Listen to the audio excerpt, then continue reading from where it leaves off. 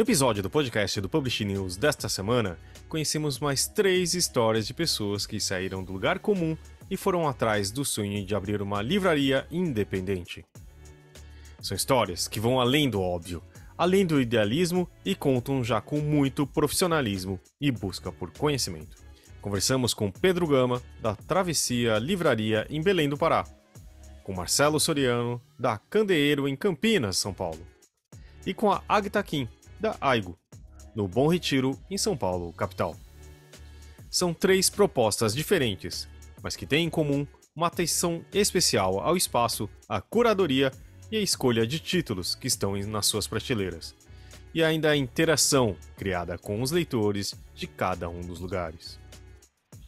Eles falam de suas equipes, dos precalços de ser um novo em um mercado difícil como o livreiro, sobre o contato com as editoras, e sobre o enfrentamento do fantasma do online e sua competição feroz pelos preços. Esse podcast é um oferecimento da MVB Brasil, empresa que traz soluções em tecnologia para o mercado do livro. Além da MetaBooks, reconhecida plataforma de metadados, a MVB oferece para o mercado brasileiro o único serviço de EDI exclusivo para o negócio do livro. Com a PubNet, o seu processo de pedidos ganha mais eficiência. E já ouviu falar em POD? Impressão sob demanda? Nossos parceiros da Livro são a referência dessa tecnologia no Brasil, que permite vender primeiro e imprimir depois, reduzindo custos com estoque, armazenamento e distribuição. Com o POD da Livro, você disponibiliza 100% do seu catálogo, sem perder nenhuma venda. E também com o apoio da CBL. A Câmara Brasileira do Livro representa editores, livreiros, distribuidores e demais profissionais do setor, e atua para promover o acesso ao livro e a democratização da leitura no Brasil. É a agência brasileira do ISBN e possui uma plataforma digital que oferece serviços como ISBN, código de barras, ficha catalográfica, registro de direito autoral e carta de exclusividade.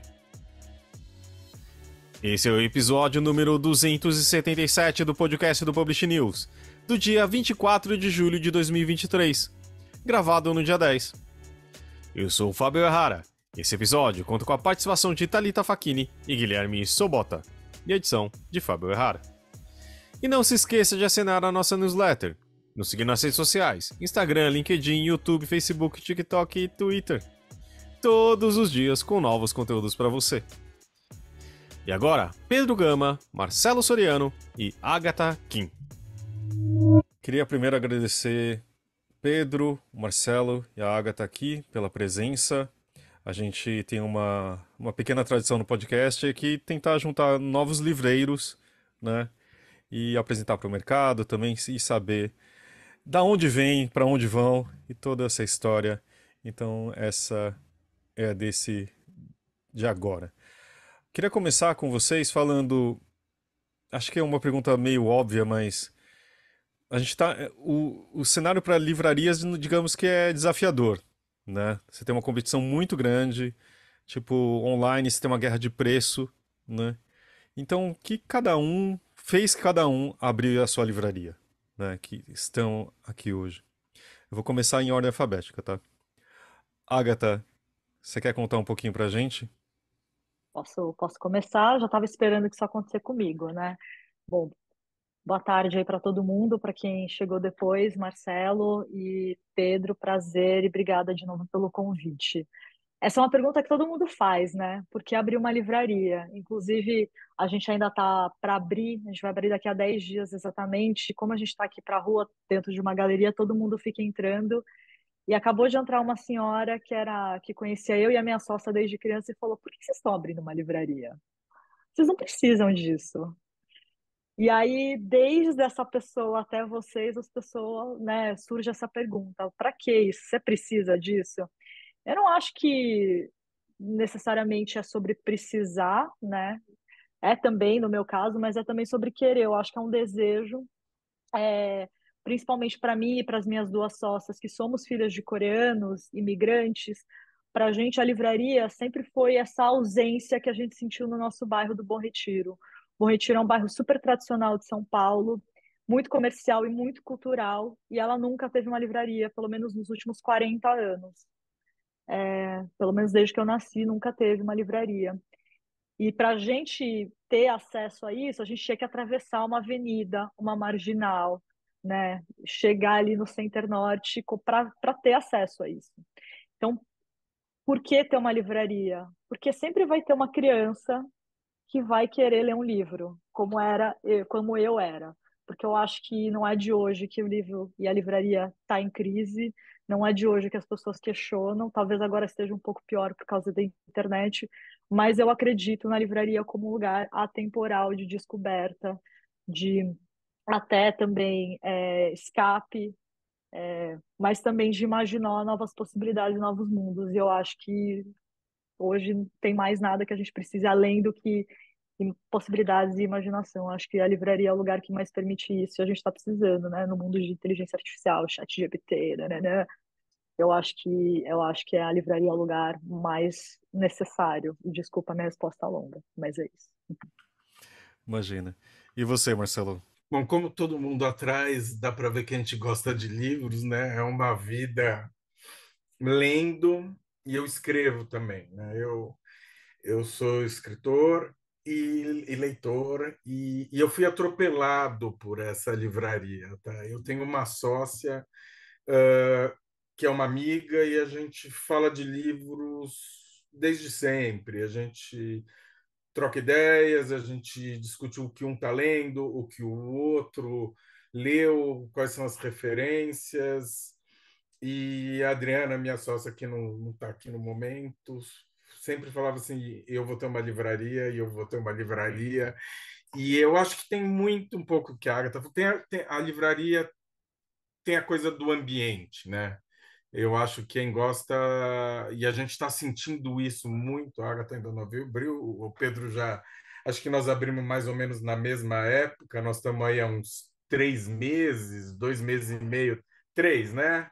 Acho que a gente foi mais ou menos na mesma época. A gente está sendo muito bem recebido.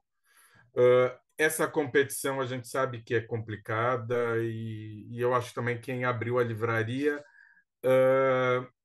desencana disso. A gente tem que abrir mão dessa ideia de que na internet vai estar mais barato, porque vai estar muito mais barato. Não é um pouco só. A diferença hoje é brutal. O nosso volume, o nosso giro vai ser menor, nós vamos ter que trabalhar sempre com preço cheio, com preço de capa, mas existe um espaço para isso, né? Eu estava acompanhando. Eu sou de São Paulo, então por isso que eu fui atropelado, porque eu sou de São Paulo, minha sócia vive em Campinas. Ela fica na livraria todos os dias, eu vou e volto, e eu fico fazendo o contato com as editoras, indo atrás de outras coisas que tem que fazer, e quando eu posso, eu estou lá. E a gente está sendo muito bem recebido, muito, assim. Apesar de ter essa questão dessa competição fora, uh, Campinas era uma cidade, eu acho que talvez como Bom Retiro ou como Belém, eram cidades carentes de um lugar de encontro, né? Campinas tem duas livrarias, tem algumas antigas que por acaso talvez tenham pego uma outra onda e desistiram um pouco, e tem as livrarias de shopping, que não tem nada a ver com o que a gente está propondo fazer, né? Então, a gente tem a Unicamp próximo, as pessoas estão vindo para se comunicar, para conversar sobre, para fazer o que eu fazia com a minha sócia, né? Conversar sobre livros, ouvir sobre livros, olhar as capas, sentir o cheiro, abrir caixa, ver as edições novas e se apaixonar pelos livros. Eu acho que é um pouco essa é a ideia do que eu tenho aqui nesse momento, né? É Muito isso. E bom. bom dia. E nem falei obrigado por estar aqui. E também isso, muito. Todo mundo tem sido muito legal e muito receptivo com a gente. Isso é muito bom de trabalhar com os livros, sem Muito bom. exceção. Obrigado, Marcelo. E Nada, você, obrigado. professor Pedro? Gente, assim, para mim, a travessia Ela é um instrumento de combate à solidão. Sou professor há 10 anos de redação em língua portuguesa e literatura. Eu comecei a dar aula com 17 anos em Belém, ainda como estagiário, como monitor, e as coisas foram ganhando asas. E eu descobri que eu sempre fui livreiro sem ser, porque a minha vida toda, ela sempre girou em torno do livro. Tem um texto do Antônio Cândido que eu acho maravilhoso, que ele fala do direito à literatura. E ele fala que o direito à literatura, ele é um direito, porque é um direito não ao entretenimento, não ao lazer, é um direito a pensar formas alternativas de existência. Então, quando a travessia ela apareceu, não, você estava falando que foi um atropelo, né? Foi um encontro para mim, porque eu estava dirigindo aqui em Belém, numa rua submovimentada com um trânsito horroroso, uma rua que nunca tem vaga para parar o carro, e de repente surge esse casarão da Belle Époque do século XIX, com uma mangueira gigantesca na frente, e na hora que tinha um rapaz colocando uma placa de aluga-se. E nessa rua que nunca tinha vaga para parar o carro, tinha uma vaga enorme embaixo da mangueira na frente da livraria, onde seria a livraria depois. E eu lembro que antes eu não queria que fosse lá, eu queria que fosse numa casa modernista, eu tinha visto já isso, tinha visitado. E quando eu entrei na travessia, que não era travessia ainda, era só esse casarão que mudou muito, eu revitalizei todo o casarão. Desde o piso de Acapulco eu recuperei até o teto do casarão, a iluminação foi trabalhada, o porão do casarão para ser um espaço de encontros como é o da travessia. Eu entrei lá e eu vi aquelas janelas enormes abertas, eu vi a mangueira e falei, é aqui. Nessa hora foi o encontro que aconteceu. Foi explosão no coração. E claro que meus pais falaram para meu filho, abre um bar. Meu filho abre, sei lá, uma loja de roupa, vai vender garrafa térmica, sabe? Mas não é a minha verdade. A minha verdade é a minha relação com os livros. E eu acho que a sorte, o privilégio que eu tive, eu posso falar disso, é ter conseguido encontrar a melhor equipe do mundo. Porque não é só uma equipe extraordinária de livreiros que eu tenho, e eu vou mandar um cheiro em cada um deles agora. É uma equipe de pessoas absolutamente sensíveis e gentis e que me emocionam sempre. Quando a travessia ela surgiu, eu queria que ela surgisse de maneira diferente. Eu posso contar uma historinha rápida para vocês? Eu estava mochilando no México ano passado e eu passei numa cidadezinha chamada San Cristóbal de las Casas. E eu fiquei impressionado como essa cidade, no interior do México, quase na Guatemala, tinha uma quantidade gigantesca de livrarias de rua. E pensei, meu Deus, essa cidadezinha aqui tem um monte, em Belém não tem nenhuma. E aí eu fiquei embasbacado com uma dessas livrarias, que era uma livraria que ela não era a livraria que você entra e vai andando pelos corredores com livros. Era uma livraria que tinha um balcão e atrás do balcão tinham lá os livros. E ficava um rapaz na frente lá com um jaleco e tal. Você ia lá pro cara e falava assim: "Ah, eu queria ler uma história que falasse disso", ou então estou me sentindo assim. E ele pegava os livros como quem passa um remédio, sabe? Faz uma receita de uma medicação. Eu falei, meu Deus, isso é uma farmácia literária. Eu tinha lido um livro há um tempo que chamava Uma Farmácia Literária. Para cada dor tinha um sentimento. E quando eu voltei para Belém, isso ficou na minha cabeça. E não é só uma livraria que eu queria. Eu queria uma farmácia literária. Eu queria que as pessoas entrassem ali, elas escutassem, elas se sentissem escutadas, mas ao mesmo tempo se sentissem que não estavam sozinhas. Para mim, talvez isso tenha sido o ponto nevrálgico, né? Dizer que a travessia é um lugar de combate à solidão. E aí faço igual o Marcelo, agradeço agora só pelo convite de vocês. É um prazer, uma festa estar aqui com vocês todos. Eu queria saber de vocês como que foi para vocês construírem o acervo de cada um, né? Qual que é o diferencial de vocês? E o Marcelo falou que vocês, ali falando por ele, né, que ele foi muito bem recebido, que a livraria está indo bem, e acredito que em relação ao público, né? Mas eu também quero saber nessa parte de negociação com as editoras, para vocês conseguirem montar esse acervo de vocês. Como é que está sendo também essa negociação, nos bastidores? A gente foi tocando a livraria foi ficando pronta, até a marcenaria, que é a coisa mais louca que a gente achou que nunca ia ficar pronta, estava pronta e o acervo, nada. Exato. As estantes colocando, atrasadas, e começou a dar em mim na Adriana, né? Quando eu falo eu, nós somos dois. Eu gostaria que a Adriana estivesse aqui, porque, na verdade, nós somos uma equipe, né? Nós também, as pessoas que estão juntos, e uma pessoa dessa equipe é um consultor, vou dar o nome aqui porque ele ajudou muito a gente, o Orlando. O Orlando é uma pessoa que também conhece. O Orlando é uma pessoa que está há muito tempo no mercado, trabalhou na cultura. Quem recomendou ele para a gente, eu digo as portas abertas, foi a Mônica, da Livraria da Tarde. Né? A gente foi visitando as livrarias, eu não sei se o Pedro teve por aqui, que está tendo esse movimento das livrarias de rua, né? A gente foi entrando em todas, assim. A Adriana, principalmente, que é mais despachada que eu, ia conversava com as pessoas, aí que vem de ser bem recebido. O Orlando ajudou a gente nesse primeiro momento, mas de fazer, de a gente quem ia consignar, quem não ia, quem como que ia, quais seriam os prazos de pagamento, contato. Enquanto ele fazia isso, ele começou a despejar em cima da gente planilhas com 5.000 títulos, 3.000 títulos, 1.500, e essas planilhas caindo assim.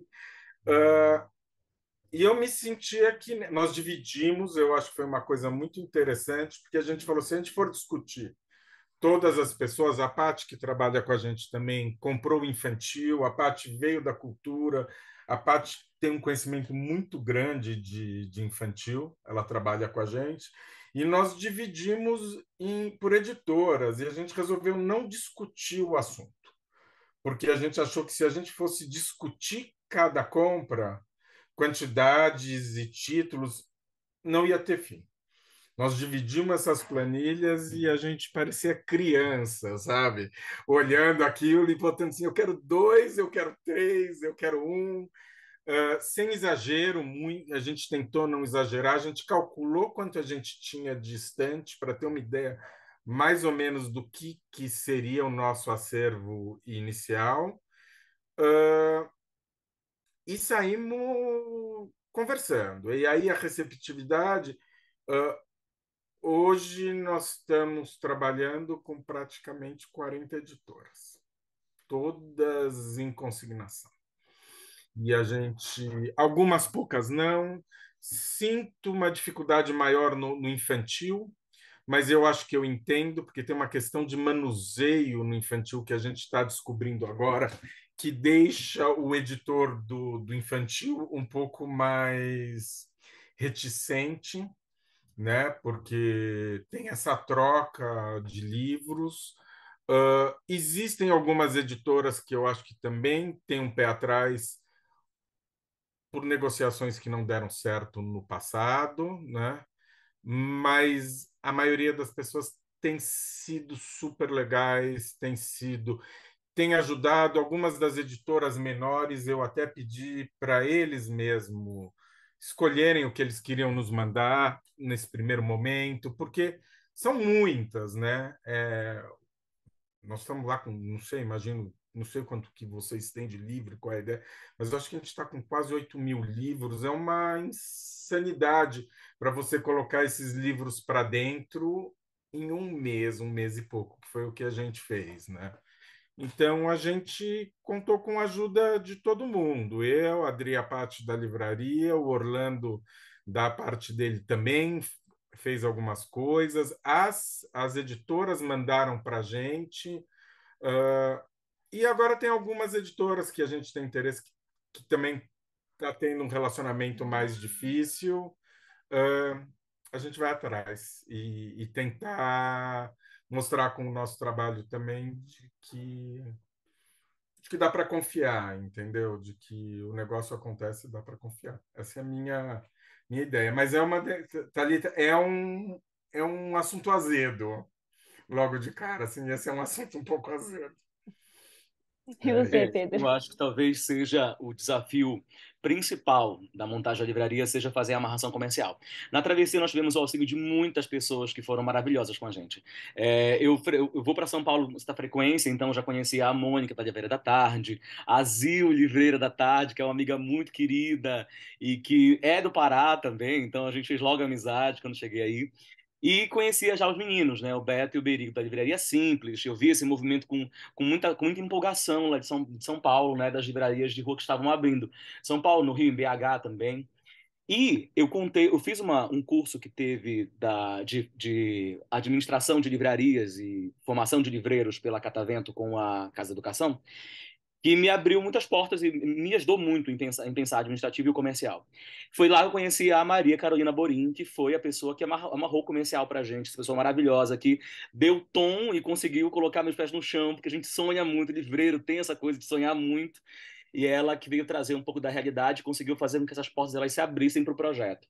Só que o que foi essencial para mim, e aí eu falo como alguém que não está nos grandes centros de mercados editoriais, eu não estou perto dos escritórios das grandes editoras, foi eu peguei um avião aqui em Belém, arrumei um kit da travessia com todo o aparato de explicação do projeto, montei uma apresentação do projeto, com toda a documentação comercial que a gente tinha levantado, com levantamento de dados, com número mesmo, porque a editora adora número, escutem o que eu estou falando, a editora adora número. E eu fui para São Paulo. E eu já tinha feito vários contatos via e-mail com a ponte que a Maria tinha conseguido para mim e tal. Ela foi me apresentando para várias editoras e eu fui conversando com as pessoas que eu cheguei em São Paulo. Foi a reunião que eu amarrei o comercial da Travessia. A Travessia hoje em dia ela é atendida por 44 editoras de maneira direta, mais 5 distribuidoras. E assim, eu digo sempre que o orgulho da Travessia é o acervo. E esse acervo, isso é possível porque a gente montou uma equipe de curadoria. E essa equipe de curadoria, ela foi escolhida com uma certa, com muito critério. Eu digo isso porque quem montou a curadoria da Travessia, né, fui eu, claro. Eu não tenho sócio, eu sou só eu, sou o único dono da Travessia. Mas eu tenho o meu braço direito, que é o Rafael Lute, livreiro da Travessia, que é o gerente, é o meu esteio na livraria. Eu coloquei ele como gestor, diretor da curadoria, e cada um foi pensando, dos 3 que compõem essa gestão de curadoria, cada um foi pensando as áreas que estão afins a si mesmos. Então, eu, por exemplo, áreas que eu sou apaixonado, literatura brasileira, latino-americana, contemporânea, principalmente. Então, essas áreas foram as áreas que eu fiz a curadoria e que eu continuo fazendo. Então, é um trabalho muito em conjunto que a gente tem de curadoria, mas tem uma equipe separada num horário além da livraria para fazer essa curadoria. Hoje em dia, a gente tem na livraria, eu imaginava que eu ia começar a livraria com 3 livreiros, mas eu e mil livros. Agora a gente está com 9.800 livros. E assim, pedindo, deixa a gente, não manda ainda, calma, deixa eu... Porque as editoras viram que o projeto foi acontecendo, também eu fico muito orgulhoso da receptividade, mas tudo isso só aconteceu porque a gente levou muito a sério a parte comercial. Então eu fui para São Paulo para falar com as editoras, eu fui para o Rio para ter reunião com as editoras, fui pessoalmente para mostrar quem eu era, para conversar com as pessoas. E para quem está fora dos centros, digamos assim, dessas decisões do mercado, esse é o meu conselho. Sabe, monte um material de apresentação, faça um levantamento de dados de mercado do seu lugar, vá até a porta das editoras e mostre que o seu projeto é sério, que você não está ali para brincadeira, porque as editoras todo mundo teve problemas no mercado, acontece em qualquer mercado. Então, é importante conquistar e reconquistar essa confiança. E para mim, o instrumento foi esse. A gente conseguiu coisas que eu não imaginava que a gente ia conseguir porque eu fiz isso. Hoje em dia, a gente consegue ter uma margem um pouco melhor, a gente só trabalha preço de capa na travessia, a gente sempre tem esse contato com as editoras por conta dessa minha relação. Eu conheço todo mundo que eu converso direto, liga para o meu telefone, fala comigo, e com quem a gente acerta, por exemplo. Só um segundo, gente. Desculpa aqui. Estão me ligando aqui. Pronto. Desculpa, acho que vai cortar, né? Tá. É com quem a gente acerta, por exemplo, quando tem uma promoção, quando tem uma ação específica da editora, é sempre diretamente com a editora e comigo. Isso foi essencial, mas tudo partiu da ponte criada pela consultora comercial, que foi a Maria, para essa apresentação e esse kit que eu montei de apresentação, dizendo: olha, nós não viemos aqui para brincar. A gente está aqui para fazer uma coisa séria e com um projeto de longevidade de ter livrarias da Amazônia. E esse é um ponto importante para mim, eu falo como uma Amazônia da gente. Belém é uma cidade que tem um histórico interessantíssimo de livrarias de rua, mas que foram fechando por uma série de motivos e razões. A gente tem hoje, são 3 livrarias de rua na cidade, mas como no porte da travessia é só a travessia, né? São livrarias menores que a gente tem. Na travessia tem uma casa de brunch, tem um espaço para eventos, tem lançamento de livro, que deu uma encorpada melhor na receita comercial do casarão. Mas a minha ideia é que a travessia ela seja um projeto de continuidade de livrarias na Amazônia que consigam ocupar esse lugar de livreiros amazônicos. Isso é muito importante porque isso dá uma noção, dá uma notoriedade, uma individualidade para o projeto que fala: olha só, a minha voz e o meu recado, eles bebem muitas fontes, mas a tonalidade dele é única. E para a gente, o comercial ele foi todo baseado nesse processo. Dizer, tá, a gente vai para lá, vamos negociar com todo mundo, a gente quer ter todo mundo aqui com a gente, que a gente acha interessante. Eu falo sempre que não tem tudo na travessia, mas tudo que a gente gosta.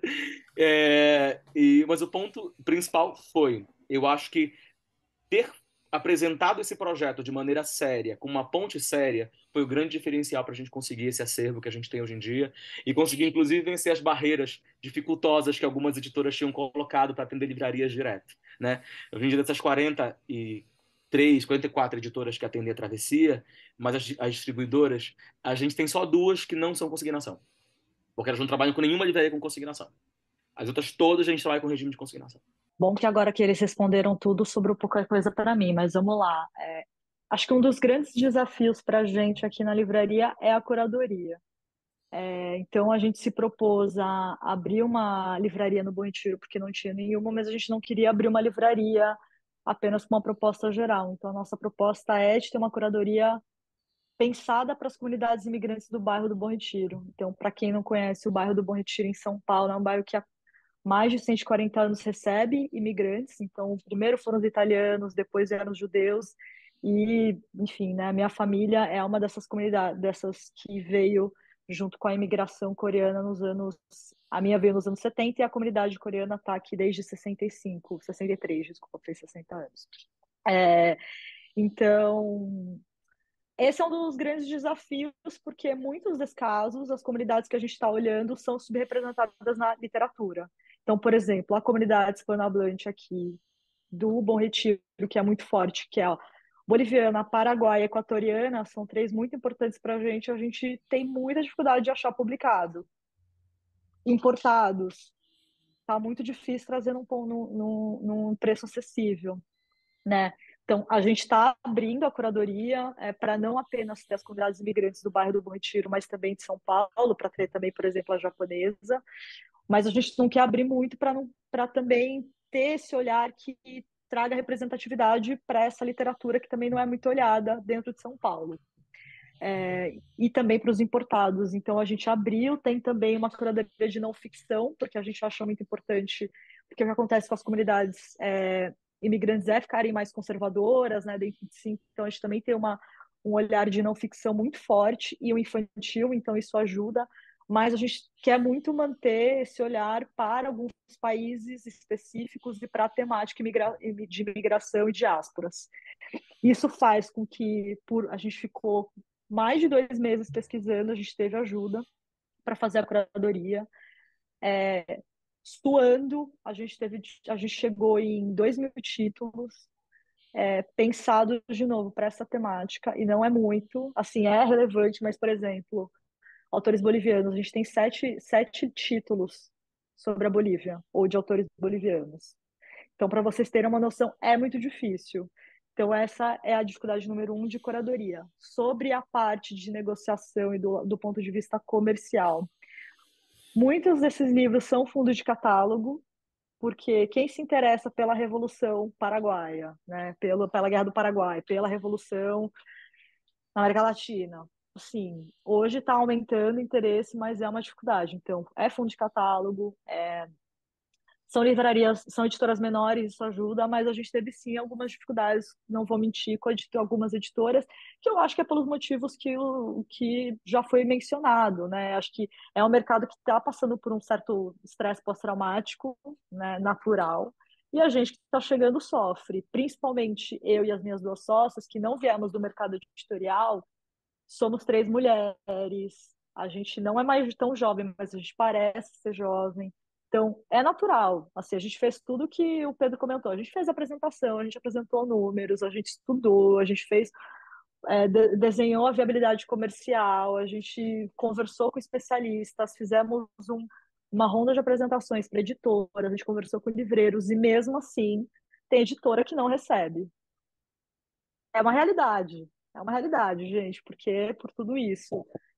Porém, concordo com eles, mas assim, de forma geral, a gente está sendo super bem recebido pelas editoras, pelas distribuidoras, pelo mercado, tá todo mundo super aberto, mas sim, tem algumas exceções e a gente fica um pouco frustrada, porque é, a- no mesmo nível de prioridade, você tem que falar com uma editora grande, você tem que abrir empresa, você tem que comprar lata de papel higiênico ou lata de lixo, você tem que comprar, ver se a marcenaria vai ficar pronta, se tem que comprar impressora térmica, sabe? Assim, infelizmente tem muita coisa que a gente tem que ver ao mesmo tempo e a gente está chegando. Mas colocando tudo na balança é um processo que a gente não está se arrependendo, porque é muito gostoso. E no final, a paixão da vida são livros. Então, tá tudo bem. Mas é isso. Tem algumas dificuldades que a gente fala, pô, podia ser mais fácil, né, pessoal? Ajuda aí, ajuda o livreiro aqui, né? De acordo, super de acordo. Verdade, Agatha. Obrigada pelo apoio moral, galera. Estamos todo mundo passando pela mesma coisa. É verdade. Espera chegar no final do mês e ter que mandar acerto, Agatha. Eu tô suando frio para essa hora. Eu tô suando frio. Tenho 20 planilhas para ver como faz esse acerto, mas vai dar certo. Eu acho a Agatha já comentou um pouco agora, porque isso se relaciona, no caso dela, de uma maneira bastante direta, né? Mas eu queria perguntar para vocês, assim como é que, e o Pedro falou um pouco no início também sobre a casa, né? Especificamente em que a Levaria fica. Mas eu queria perguntar para vocês, assim, como que vocês estão pensando o relacionamento com a cidade, né? Obviamente a gente está falando de 3 cidades diferentes aqui, cada uma com as suas especificidades. Mas acho que mais especificamente assim do lugar que vocês escolheram, né, para instalar a livraria em relação à cidade, em relação ao seu entorno.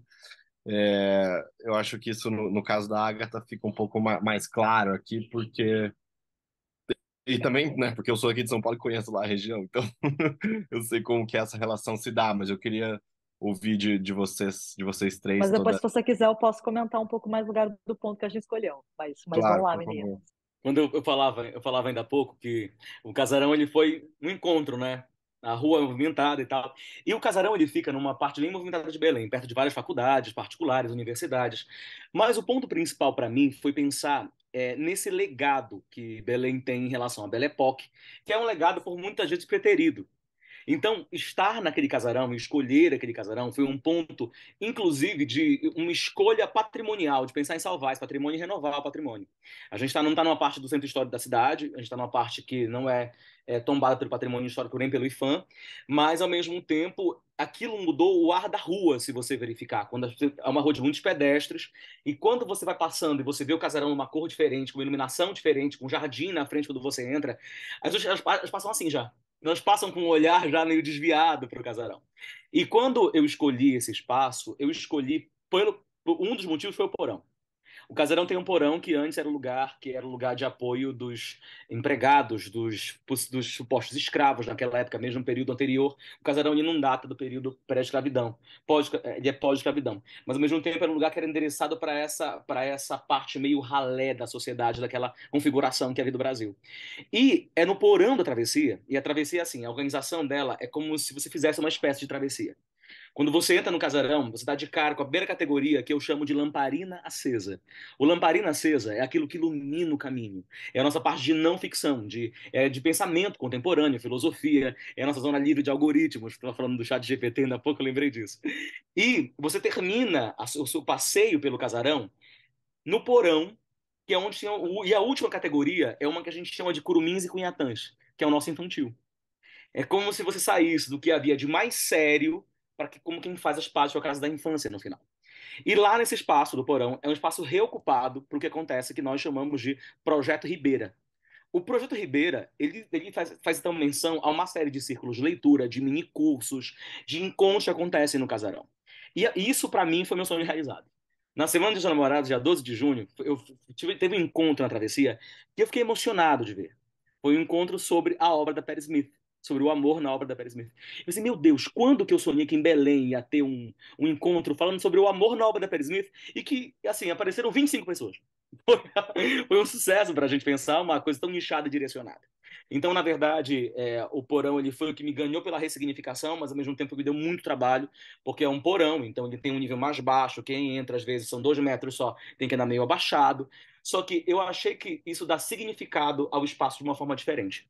O lugar foi escolhido, então, porque ele era uma parte super jovem na cidade, cheio de centros universitários, cheio de universidades. É uma parte residencial também na cidade, não é uma parte de comércio da cidade, não é uma parte, por exemplo, corporativa da cidade, é uma parte mais uma pegada de universidades e prédios de residência mesmo.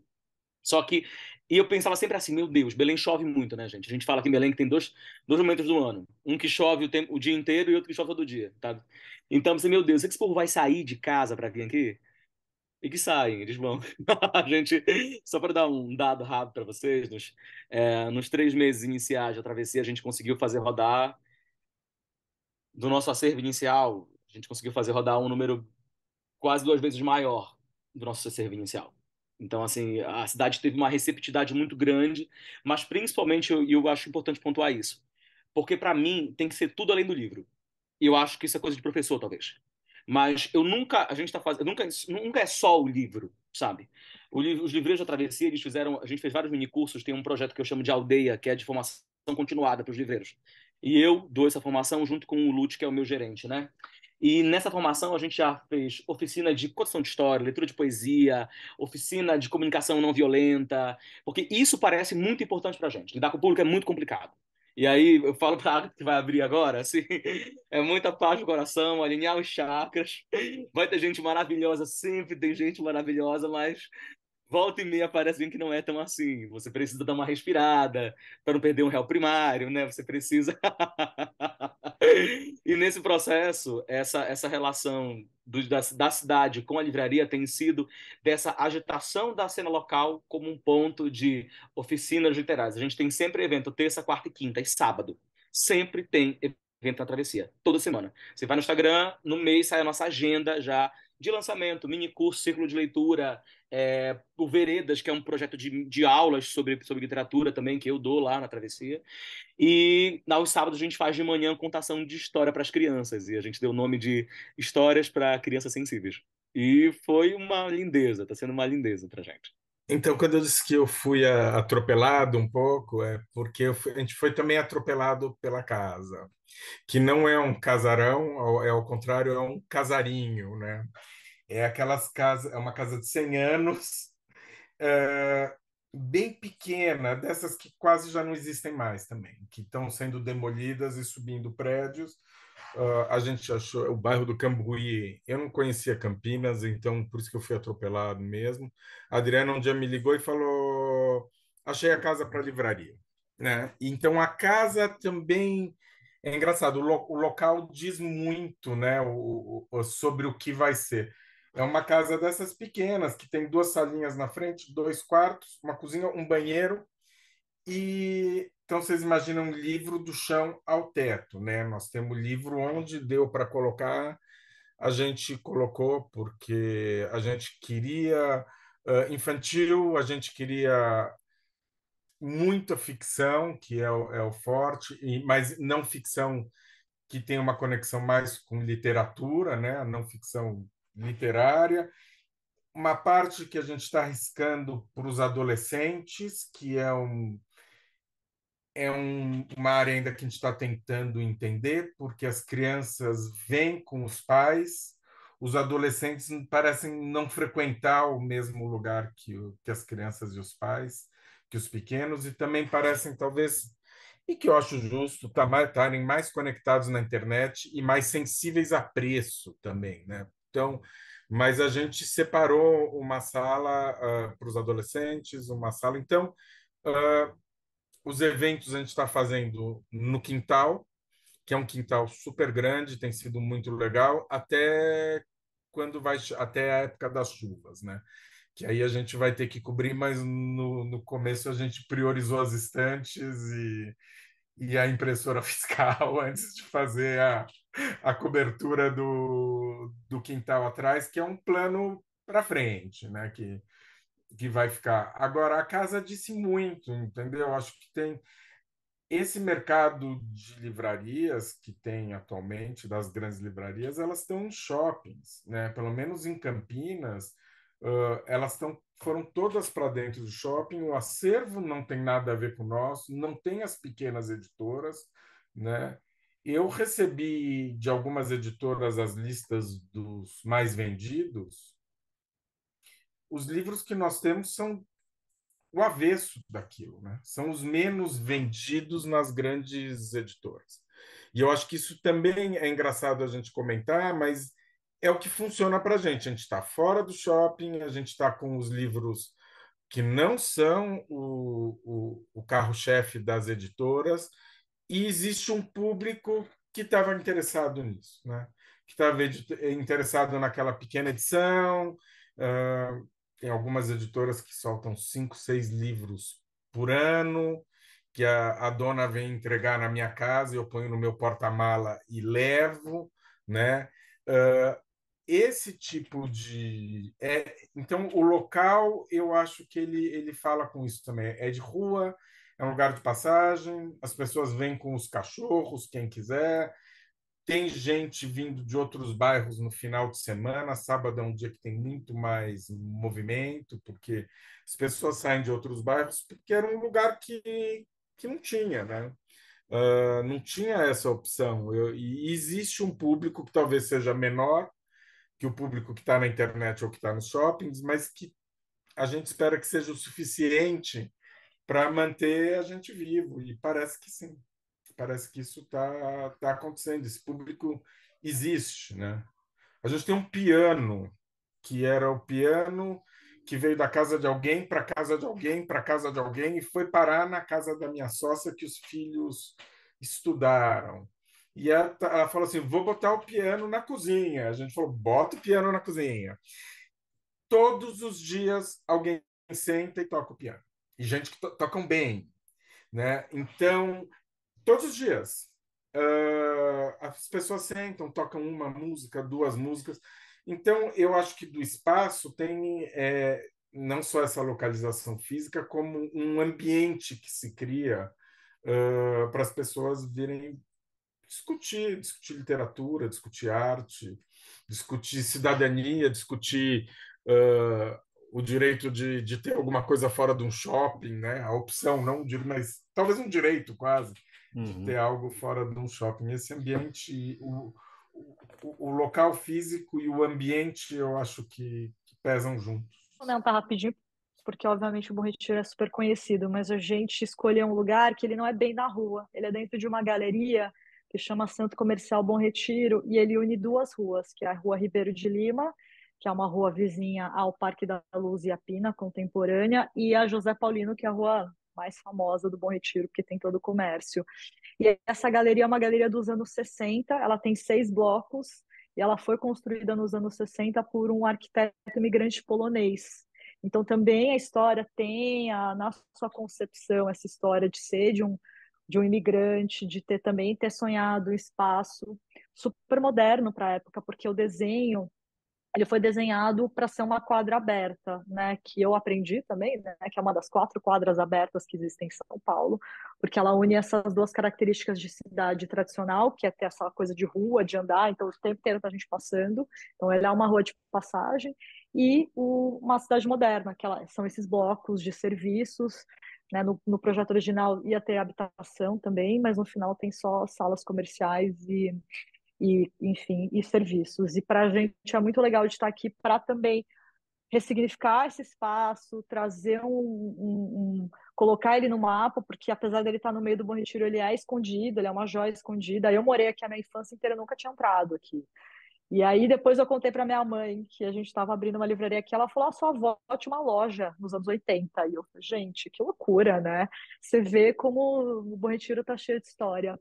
E aí a gente encontrou um ponto que é bem, assim, que tem vista para a rua, tem 60 metros quadrados e são 2 andares. Então, a gente também, como né, foi comentado, a gente também tentou manter o projeto original, reformamos tudo, trouxemos coisas que ao longo dos anos foi se perdendo e a gente está super feliz com o projeto. Pena que é um podcast, a gente não pode mostrar, mas espero que, né, haja essa oportunidade no futuro. Boa. Agatha, aproveitando que você está com a palavra, acho que a gente contou um pouco do catálogo, do espaço e acho que falta uma coisa importante, né? Que talvez que a maioria das pessoas que a gente conversa aqui nas livrarias é de como enfrentar o online e o livreiro, né? E o papel dessa importância. Você ainda como tá, vai abrir dia 27, não é isso? Desse mês de julho? Quer dizer, logo, logo, logo. Exatamente, quinta-feira.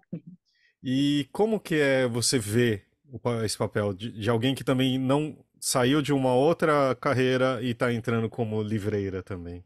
Olha, eu vou te dizer, a gente está aqui, falta ainda 10 dias para abrir, mas a gente já está aqui montando a livraria faz algumas semanas, e dá muito para ver o papel de estar com as pessoas, porque o tempo inteiro fica entrando gente aqui achando que está aberta a livraria. né? E aí já quer, e a gente já colocou os livros na vitrine, as pessoas já estão querendo comprar, e você vê uma coisa que é impressionante. Eu acho que a gente está colocando na cara das pessoas livros que as pessoas não conheciam, que é o grande ponto que se fala sobre, né, a internet, que não é um lugar de descoberta. A livraria é esse lugar de descoberta e de encontro. E eu acho que é isso que o livreiro e uma livraria de rua consegue fazer, esse encontro. Eu acho que, como a gente está muito pensando no público daqui, realmente eu acho que as pessoas vão se surpreender de poder encontrar esses livros, porque mesmo a gente pesquisando teve dificuldade de encontrar, como eu comentei com vocês, escritores paraguaios e bolivianos, né, os coreanos, né, assim, história da China, dicionário da sabe, chinesa aqui, sabe? É óbvio que você consegue encontrar na Amazon se você procurar, mas não é uma coisa que você vai acordar de manhã e pensar, nossa, quero comprar um livro clássico chinês. Não é uma coisa que você vai acordar e fazer isso. Mas a partir do momento que você está num espaço gostoso, que alguém te fala e te sugere, é outra história, né? E a gente estava. Existe uma livreira misteriosa aqui, que está me ouvindo, inclusive, e ela falou uma coisa que é muito legal mesmo, né? Tipo, porque teve uma pessoa que quis comprar um livro e ela assim, gente, essa pessoa nunca vai esquecer essa compra, porque vocês estavam fechados, estavam montando, tava toda essa vibe, e a gente falou, tá bom, vai, eu te mando a nota depois, a gente não abriu, mas ela é uma pessoa fora de São Paulo e ela queria comprar muito livro, né? E aí a gente falou, tá bom, depois a gente manda a nota. Olha, por favor, não me peguem aí, setor fiscal.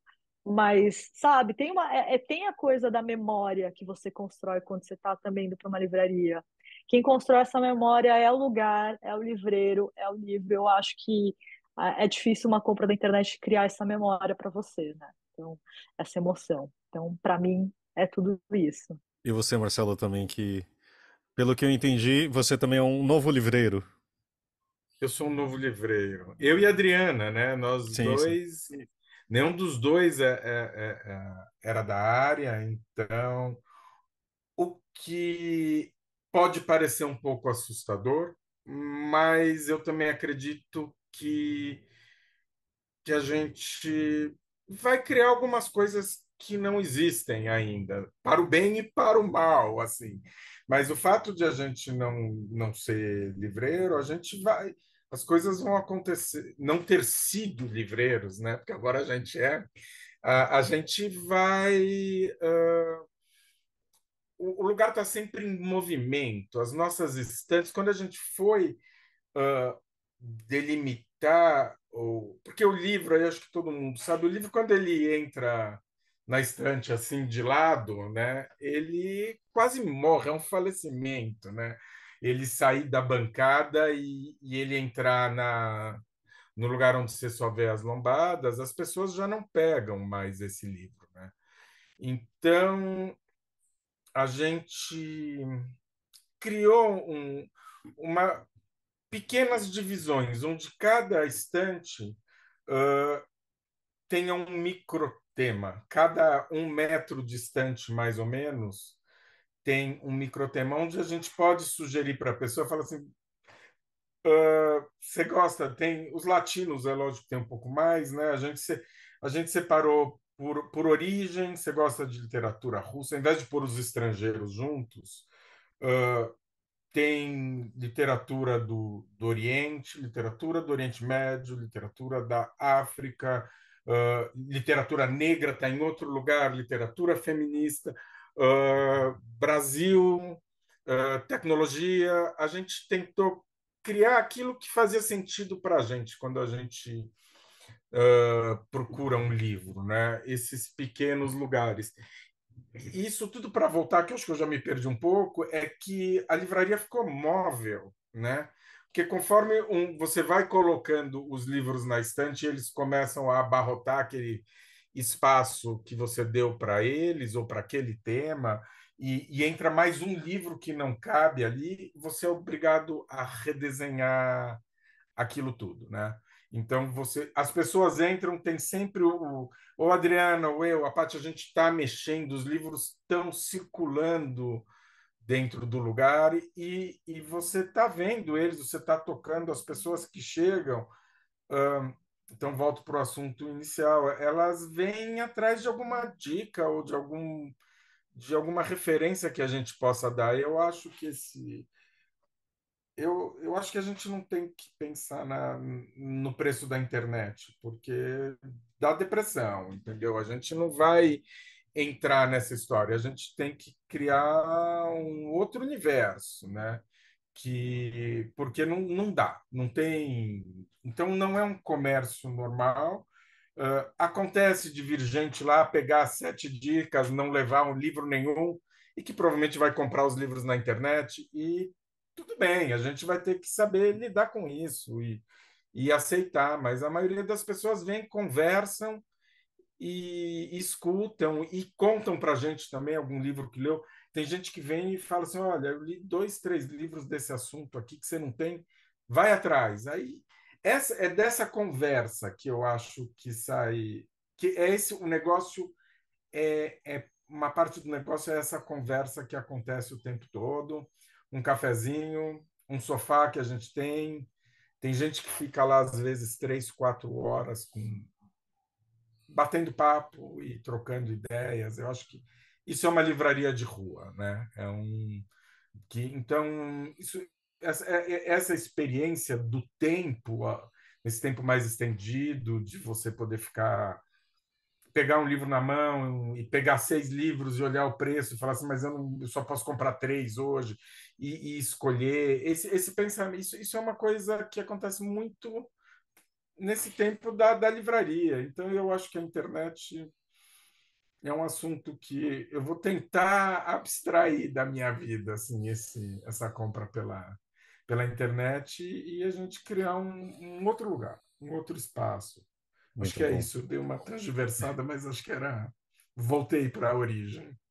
Muito bom. E você, professor, como que é ser livreiro? Pois é, né? Eu sou livreiro, mas eu continuo professor. Eu não larguei o magistério, continuo dando aula. Continuo dando aula. Bom, a questão, eu acho que se pensar em relação à internet, te adoece. Só que eu acho importante, nesse processo, dissociar a experiência. Você, na livraria de rua, oferece uma experiência completamente diferente. O que você oferece ali é aquilo que o algoritmo não vai te oferecer. O que você oferece ali é a sensibilidade e a curadoria. Mas não só a sensibilidade e a curadoria do título que está na estante. É a sensibilidade e a curadoria daquilo que como vai chegar para aquela pessoa, com responsabilidade de como vai chegar para aquela pessoa. Eu vou contar uma história muito breve agora. Logo que abriu a travessia, chegou um rapaz lá numa segunda-feira de manhã, uma terça-feira de manhã, não me lembro agora, logo no começo de semana, a livraria vazia, e ele chegou e perguntou assim para a nossa Oliveira, falou assim, moça, vocês têm livro de psicologia que fala sobre luto? Ela olhou para ele e falou assim, olha, meu senhor, a gente não tem livro acadêmico, mas eu posso encontrar para você alguma coisa. O que aconteceu? Você pode me explicar a situação que o senhor está procurando? E é algum livro em relação a uma pesquisa? E ele falou, não, é que eu acabei de perder minha esposa para o câncer. Ele não queria um livro de psicologia que falasse sobre luto acadêmico. Ele queria um livro que ajudasse a entender o que estava acontecendo. E aí a nossa livreira, a Renata, teve essa sensibilidade na hora, ela foi andando pelas estantes e a gente tem a farmácia literária lá, né, livro para cada dor, eu tenho uma história para recomendar, luto, amadurecimento, corações partidos. E na travessia a gente tem uma sinalização que ela é a sinalização dessa forma, com as categorias de sensibilidade que eu chamo, e um QR Code que explica aquela categoria. E se a pessoa não quiser ser atendida, ela pode ver o QR Code lá e se entender. E ela pegou 5 livros para ele que falavam sobre luto. Ela pegou, sei lá, Joan Didion para ele, ela pegou Adriana Lisboa para ele, ela pegou Noami Jaffe para ele. E ele levou os 5 livros que ela tinha indicado. E voltou na travessia agora, mês passado. Ele pegou nas mãos dela e falou: Você não sabe bem o que me fez. Eu acho que essa é a livraria de rua. Essa é a nossa responsabilidade. É isso que tá. A gente não vai brigar com a internet, porque a gente sempre vai perder. E a gente sempre vai perder porque a estrutura de negócio que está relacionada ao que a gente está oferecendo, ela é muito diferente. A nossa estrutura ela não é mecanizada, ela é absolutamente humana e orgânica. Humana e orgânica porque atravessa aquilo que está na tua vida, é humana e orgânica porque é conexão, é olho no olho, e vai. Cara, vai ter e não vai ser uma vez só, tá? Vão aparecer as pessoas que vão chegar, pegar essas indicações e comprar no e-commerce. Mas o que eu acho mais importante, e eu vi um livreiro que eu gosto muito de falar isso uma vez, é que você sempre consiga oferecer uma informação. E que sempre consiga criar o espaço que está relacionado ao livro. Espaço que está relacionado ao livro, o espaço está relacionado à empatia, à alteridade, a conhecimento, a diálogo. E isso está muito relacionado à maneira... O que a gente tentou fazer na travessia? O que eu tentei fazer, eu criei 29 categorias, e essas 29 categorias, elas tentam ser categorias intuitivas. Então, por exemplo, a gente tem a literatura estrangeira, ela é bem dividida, lá tem nichos diferentes. E como o Marcelo falou um pouco, eu também me identifiquei. Ela é bem volátil, a gente muda os livros de lugar, às vezes. Por exemplo, tem uma categoria que chama Pindorama. E o Pindorama é o paraíso da literatura brasileira. Tem a contemporânea e tem a clássica. O cânone e aquilo que é mais lado B, digamos assim. A gente tem o Traduzir-se, que é a literatura estrangeira, que é ler a si mesmo em outras línguas. E eu acho que isso assimila e cria um ponto que talvez torne não só o livro a experiência, mas o encontrar com o livro a experiência. O olhar para ele, e eu vou traduzir a minha passa, digamos. Eu não pensei em momento algum no e-commerce, porque se eu pensasse um segundo no e-commerce, eu acho que eu não teria um livro na livraria, nem teria encarado esse desafio.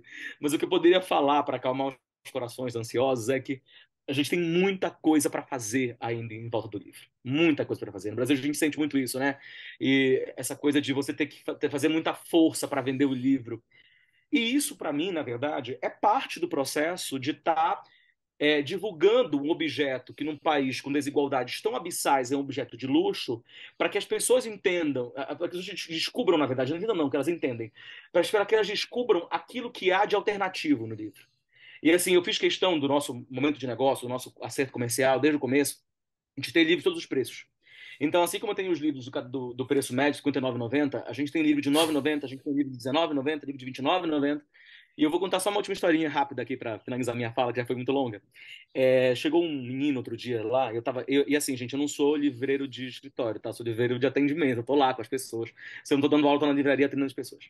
E eu tava numa manhã, na hora do almoço tava movimentado, né? Você está do trabalho, então vamos pro estágio, para na livraria tomar um café. Tem uma casa de brunch, como eu falei na livraria, né? Que é o Borba. Também é meu, mas eu tenho um sócio. No Borba, no café só. E esse menino tava lá e ele chegou e falou assim: eu queria muito conhecer a livraria. Eu vi no TikTok vocês e eu não moro aqui, eu moro em Barcarena. Barcarena é um município de barco a 1h30 de Belém, gente. Então, assim, é um município de minerador, é muito complicado.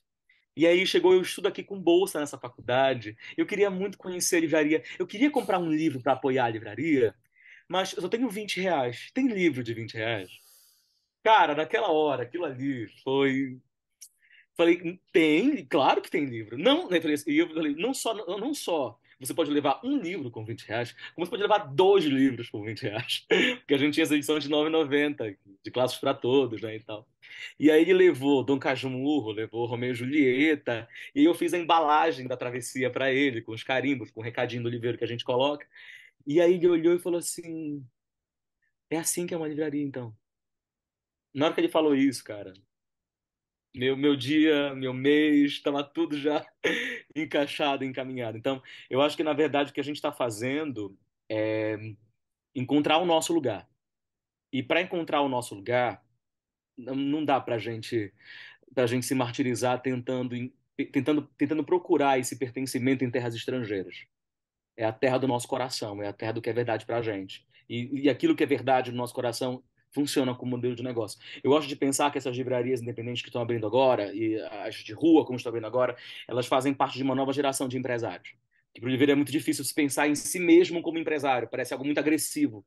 Mas eu gosto de pensar nisso, de que a gente está pensando formas alternativas de lidar com os funcionários, mais humanizadas, formas de lidar com o público, formas de fazer as coisas com a nossa verdade. E aí é isso. Eu acho que eu não me martirizo mais, porque é um poço sem fundo, gente. Primeiro, já obrigado. A gente vai se despedir daqui a pouco, mas a gente vai fazer nossas indicações primeiro. E dessa vez eu vou começar, tá bom? Tem um monte de newsletters legais. Eu conheço uma que chama Publish News. Espero que vocês assinem, né? Afinal, vocês estão ouvindo aqui. Mas tem uma grande amiga e também conhecida do podcast, que é a Diana Passi. Ela começou uma newsletter para falar do mercado editorial. Tem coisas muito bacanas. Ela usa a experiência dela de 15 anos. Ela foi uma das curadoras da Bienal de São Paulo. E então é muito, muito interessante. Ela responde também as perguntas, as pessoas mandam as dúvidas para ela. E ela tem um site que é Diana Passy, Diana Passy. É só entrar lá e você já começa a assinar. E acho que vale muito a pena para todo mundo que acompanha aqui o mercado. E eu acho que a Agatha tem cara de já tem alguma ideia aí para dividir com a gente. Eu tô com uma dificuldade, porque eu tô com tanta ideia. Eu tô lendo um livro muito... Eu vou falar de 2 livros que eu tô amando, que eu acabei de ler. Eu tô lendo sobre a liberdade, da Meg Smith, que ela fala... Eu tô gostando bastante porque ela fala sobre esse conceito de liberdade, que ela foi muito capturado por um movimento conservador, de direita, e como é que isso aconteceu em vários campos, na arte, na política. Então eu tô gostando bastante desse livro. E eu acabei de ler o Quarto em Urano, do Paul B. Preciado. Achei excelente. Eu já tinha ouvido falar dele, mas eu nunca tinha lido o livro dele. E é um livro excelente, assim, óbvio que ele faz várias reflexões sobre ser um homem trans, mas principalmente sobre essa questão de gênero, esse não lugar em que ele está, mas também muitas reflexões sobre política e sobre o que existir nesse mundo agora.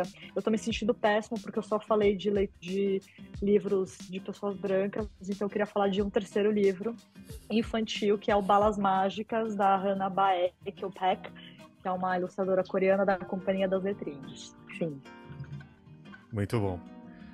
Guilherme Sobota, o que você está... Imagino que você está lendo ou que você está vendo? Conta pra gente. Eu vou indicar o livro mais recente da Ana Luísa Escorel. Faz um tempo já que ela mandou aqui, foi lançado no final do ano passado, de 2022, pela Ouro Sobre Azul, que é a editora dela mesmo, né?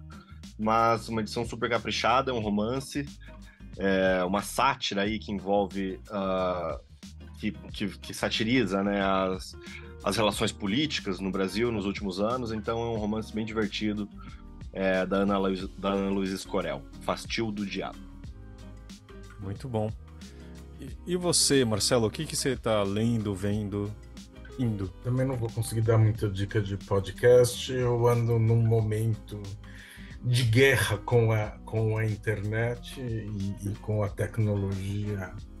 Todo esse momento, aliás, acho que também tem a ver com eu estar com essa livraria de rua, e que vem alguns anos que eu tenho procurado me enfiar mais no mato do que ficar por aqui. Hoje é uma casa, já está conversando.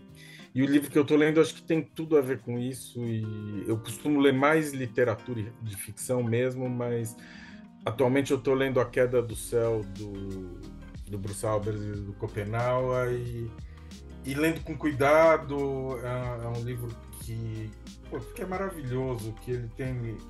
O livro, não sei quem já leu e quem já enfrentou, é um enfrentamento mesmo, porque ele toma um tempo seu para você entender o universo que ele está, antes de você conseguir entender o que ele está falando. Eu acho que você tem que conseguir entrar dentro daquele universo. E eu acho que é um livro que todo mundo que passar por ele não vai sair do mesmo jeito. Então, são esses os livros que eu gosto de ler. O livro que, pelo menos, ele te coloca em um outro lugar, outra maneira de pensar, outra existência. E eu acho que, da maneira que a gente tem vivido, é essencial a gente buscar outros caminhos. Esse caminho de conexão com a natureza tem sido muito importante para mim. Então, a minha dica é A Queda do Céu. Livrão, todos os sentidos. E você, Thalita Facchini, o que você anda fazendo? Bom, na verdade eu vou indicar algo relacionado aqui já ao Publish News mesmo, e que também tem a ver com livrarias. A gente fez uma parceria com a Bookinfo e agora a gente abriu um processo em busca de novas livrarias para poder participar da lista dos mais vendidos, para também ter seus livros contabilizados na lista. Até para talvez para diversificar ainda mais o que aparece na nossa lista e para ela ficar mais abrangente. Então lá no nosso site tem tem a matéria completinha e também tem um formulário online que vocês podem responder para também fazer parte dessa contabilidade e também saber que vocês estão ali influenciando um pouquinho de fazer essa lista ser mais abrangente. E é isso, essa é a minha indicação, meio que jabá Publish News. Muito bom. Acho que faz sentido com o que estamos falando aqui, né?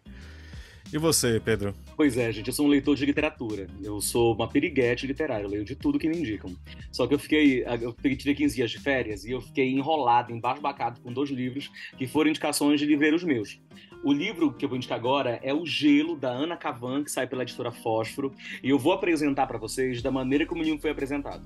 É a história de um trisal tentando sobreviver a uma catástrofe ambiental. Daí, gente, tudo pode acontecer. Uau. O segundo, que é meu de carteirinha, já que todo ano tem que ler um livro dele até finalizar a obra inteira, eu tô lendo o Memorial do Convento do Saramago também, que é um livro monumental. A gente tem essa impressão do Saramago como muito taciturno, muito sério, e talvez esse livro lembre a delicadeza dele, por falar de uma história de amor de pessoas comuns. Mas, gente, Saramago falando de amor, tem que ler, né? Memorial do Convento, também minha indicação. Queria encerrar, agradecer a todos vocês pela presença aqui, né? Espero conseguir visitar todas as livrarias. A data tá um pouquinho mais perto, mas espero que depois... Meu primo mora aí nesse bairro, em Campinas. Em Belém é um pouco mais difícil, mas tá na lista de lugares a ir, né? Então, mas muito obrigado pela presença de vocês aqui. No post a gente vai colocar todo o Instagram, toda a ficha também, de todos os endereços, para você que tá ouvindo também ir visitá-los, tá bom? Muito obrigado, gente. Obrigada. Obrigado a vocês. Foi um prazer estar aqui. Obrigada, gente. Gente, prazer conhecer vocês. Vamos trocar o WhatsApp, trocar figurinha. Tá? Aguardo vocês. Pode deixar. Até mais, Beijo, tchau. gente. Obrigado. Tchau, tchau.